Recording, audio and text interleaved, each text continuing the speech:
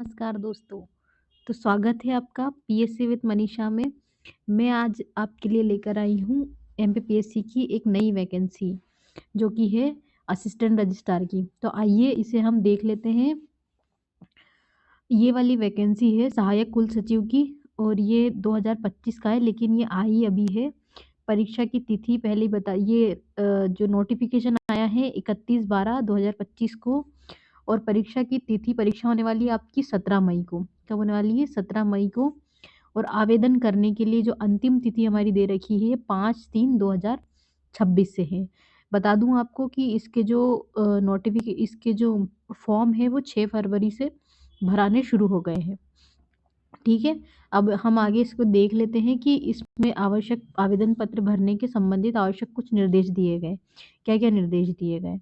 तो ये है कि देखिए, मैंने आपको बताया था जैसा कि 6 फरवरी से और 6 फरवरी से 5 मार्च तक रात की 12 बजे तक फॉर्म भरे जा सकेंगे और वो mponline.government.in से आप भर सकते हैं। ठीक है। अब आगे देख लेते हैं।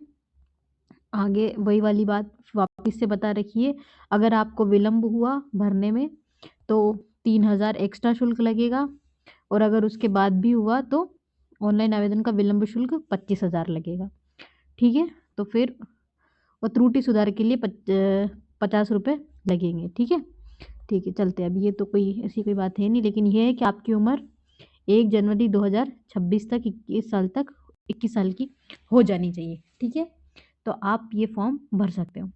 ठीक है। और आपकी जो उम्र है वो 10वीं की मार्कशीट के हिसाब से गिनी जाएगी। ठीक है। और शुल्क संबंधी जो भी है पेमेंट होने के बाद ही आपका फॉर्म स्वीकृत किया जाएगा। ठीक है। आगे चलते हैं। ये इतना ज़रूरी नहीं है, आगे देख लेते हैं। इसमें त्रुटि संबंधी सुधार ये भी ठीक है। पात्रता परीक्षा, हाँ, पात्रता देख लेते हैं। इसमें आपको चाहिए किसी भी सब्जेक्ट से आपको पीजी चाहिए। इसमें क्या चाहिए? किसी भी सब्जेक्ट के आपके पास पीजी होना चाहिए। अगर आपके पास पीजी है तो फिर, और ये है कि आपके पास जिनके पास जॉब नहीं है उनके पास रोजगार पंजीयन होना चाहिए। लेकिन अगर जैसे कोई शासकीय सेवा में है तो उनके लिए ये रोजगार पंजीयन की तो छूट दी जाती है। देखा ही होगा आपने ये, उसके लिए छूट दी जाती है। लेकिन उनको भी एक चीज़ करनी होती है, अगर जिसको जो गवर्नमेंट जॉब में है, अगर उनको इसका फॉर्म भरना है तो उनको अपने विभाग से इसके लिए एक अनापत्ति प्रमाण पत्र लेना पड़ता है। मतलब उसको है कि परीक्षा अनुमति लेनी पड़ती है उन लोगों को। वो जिस विभाग में जिस हिसाब से दिया जाता है वैसी अनुमति वो लोग लेते हैं। ठीक है। आगे चलते हैं। तो शैक्षणिक योग्यता फिर आपकी वही होती है जैसे आप एमपीपीएससी में भरते हैं।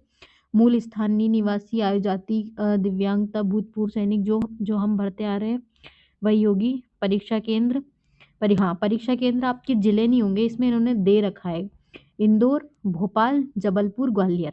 ठीक है, ये होंगे। इसके बाद में परीक्षा के नियम वही है। हाँ, एक है कि अभी जो हाँ आया है ना इसमें कि अब नेगेटिव मार्किंग, तो 1/3 नेगेटिव मार्किंग होगी, वो इसमें भी होगी, एमपी रजिस्ट्रार में भी होगी। ठीक है। तो हाँ, इसकी पदों की बात देख लेते हैं। पद देख लेते हैं। पद है अंडर रिजर्व में आए हैं 4, एससी के हैं 2, एसटी के हैं 2, ओबीसी के 3, ईडब्ल्यूएस के 1, ऐसे करके इसमें टोटल 12 पद है।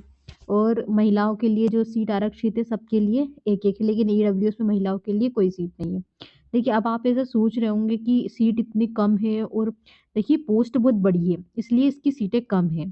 ठीक है, कि ज़्यादा लोग यही सोच के भरेंगे नहीं तो आपके लिए कंपटीशन वैसे ही कम हो जाएगा। तो आप सोचिए, आप बस मेहनत कीजिए और अपना फॉर्म भरिए। ठीक है, बाकी ये सारा बेसिक पे वगैरह है ये तो। ठीक है, यह रही आपकी वैकेंसी। आयु 31 वर्ष से 40 वर्ष तक। ठीक है। तो स्वस्थ रहिए, पढ़ते रहिए। मिलते हैं एक नई वीडियो के साथ। धन्यवाद।